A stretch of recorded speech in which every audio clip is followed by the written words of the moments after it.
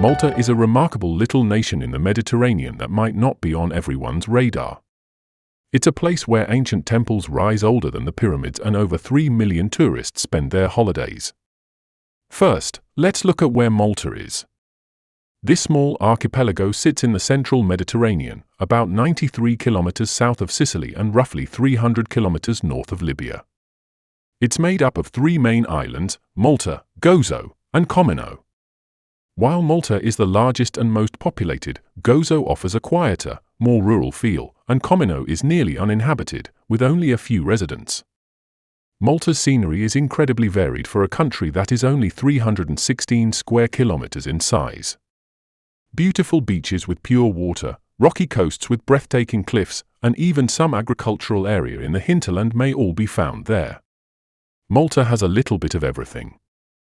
Malta's population is just over 500,000, and it's one of the smallest countries in Europe by population. But what's interesting is how densely populated it is. Malta has one of the highest population densities in the world. Valletta, its capital, is also one of the smallest capital cities in Europe. Malta has 2 official languages, Maltese, which is derived from Arabic and infused with Italian and other influences, and English, a legacy of British rule. This makes it easy for English speakers to get around, and it also opens up Malta to international students and tourists.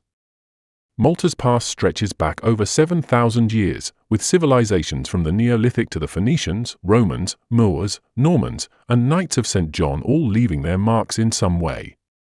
Perhaps the most notable chapter in Malta's history is the period of the Knights of St. John, also known as the Knights Hospitaller. In 1530, these knights were granted the island by Charles V of Spain. They transformed Malta into a center of defense and culture and left behind grand structures like St. John's Co-Cathedral in Valletta. The famous novel The Maltese Falcon by Dashiell Hammett is based on a historic tribute paid by the Knights of Malta to the King of Spain. Though fictionalized, the tale has drawn attention to Malta's intriguing history. Malta was also a critical location during World War II due to its strategic position. It endured heavy bombing by Axis forces, but the tenacity of the Maltese people was recognized by King George VI, who awarded the entire island the George Cross. This symbol of bravery remains on Malta's flag today. Tired of rushing to the post office or missing important mail while traveling? Meet Traveling Mailbox, your virtual mailbox solution. Here's how it works. They scan your postal mail so you can view it online as PDFs, forward packages worldwide, and even deposit checks remotely. Plus, enjoy unlimited cloud storage, junk mail shredding, and integrations with Google Drive or Dropbox. Best part? You get shipping discounts, a mobile app, and 24/7 customer support, all for less than the cost of a P.O. box. Ditch the hassle and manage your mail from anywhere. Sign up now using my link below. That's Traveling Mailbox. Your mail simplified. Tourism in Malta began to develop seriously in the post-World War II era, especially as air travel became more accessible and affordable. However, it was in the 1960s and 1970s that the country truly started emerging as a popular tourist destination, when the Maltese government recognized the potential of its scenic coastlines and historical sites. Today, Malta has 3 UNESCO World Heritage Sites, one of which is the entire city of Valletta. Valletta was founded in 1566 by the Knights of St. John following the Great Siege of Malta in 1565, when the Ottoman Empire attempted to take the island. The city was named after Grandmaster Jean Parisot de Valletta, who played an important role in defending Malta during the siege. Designed as a fortress city, Valletta was planned with a grid system. It was one of Europe's earliest examples of urban planning. It's surrounded by massive bastions, forts, and walls, and was a military stronghold, as well as a cultural and administrative center. Valletta's population is relatively small. It is estimated to be around 6,000 residents. Over the years, the population has experienced a decline due to urban sprawl and the movement of residents to other parts of Malta. Its population is a mix of long-term residents and expatriates. The St. John's Co-Cathedral is a masterpiece of Baroque art. Its plain exterior contrasts with a richly decorated interior. It was built by the Knights of St. John between 1572 and 1577 under the direction of the Maltese architect Girolamo Casa. The Grandmaster's palace was the residence of the Grandmasters of the Knights of St. John. Today, it's the residence of the President of Malta and a museum with the Knights' Armory. The Upper Barrakka Gardens offer some great views of the Grand Harbour and the three cities. They are a favourite spot for tourists and locals. Before we continue, please consider hitting the like button to help this video reach a wider audience. It's very important. Mdina is a fortified hilltop town in central Malta, lovingly nicknamed the Silent City. Now, don't let that fool you. It's not silent because there's nothing going on, but because cars are mostly banned, and the residents seem to enjoy a bit of peace. With only around 300 people living there, it's the perfect place if you like your history with a side of calmness. It was originally founded by the Phoenicians and later became a key settlement for the Romans. During the Arab period in the 9th century, the city was fortified and acquired its current name, derived from the Arabic word for city. Mdina was Malta's capital until the 16th century. Even after losing its status to Valletta, it remained an important religious and administrative centre. Among the main attractions here are the Cathedral Museum, which displays Roman artifacts and religious art, and St. Paul's Cathedral, famous for its Baroque elegance. If you're into medieval torture or just want to freak out your friends, you should visit the Mdina Dungeons. Rabat may be Mdina's not-so-famous sibling, but it has its own unique history, charm, and a surprising number of attractions. Rabat was originally part of Mdina.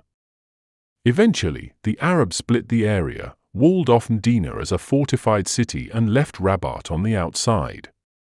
Today, Rabat and Mdina are essentially neighbours, with Rabat embracing a lively, everyday Maltese atmosphere compared to Mdina's historic calm.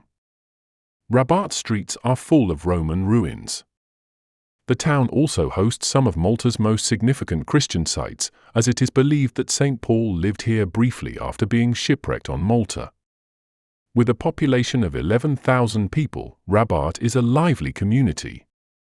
It's the kind of place where you can chat with locals about Malta's history or the best place to find a good snack. Rabat has actual underground catacombs. The St. Paul's catacombs date back to Roman times and give visitors a taste of early Christian burial customs. Gozo is Malta's second-largest island. While smaller and quieter than the main island, it offers its own unique charm and is an integral part of the Maltese archipelago. Gozo sits about 6 kilometers northwest of Malta and can be reached by a short ferry ride from the northern tip of the island. It covers an area of 67 square kilometers. Gozo has a more rural and laid-back atmosphere. It is less urbanized, with a slower pace of life, and offers a peaceful escape from the busy towns of Malta. The largest town here is Victoria, home to the impressive Citadel, a historic fortified city that dominates the skyline. Gozo is often associated with the legend of Calypso's cave, where, according to Greek mythology, the nymph Calypso detained Odysseus for 7 years. The megalithic Gantija temples, also a famous UNESCO World Heritage Site, date back to around 3600 BC, which makes them older than the pyramids of Egypt. Comino is the smallest inhabited island in the Maltese archipelago, set between Malta and Gozo, and named after the cumin seed once grown here. It's one of those places where nature takes center stage, with minimal human interference. This lack of development is partly due to Comino's status as a nature reserve and bird sanctuary. Comino is just 3.5 square kilometers in size, which means you could technically walk across it in an hour or two. The population of Comino is tiny.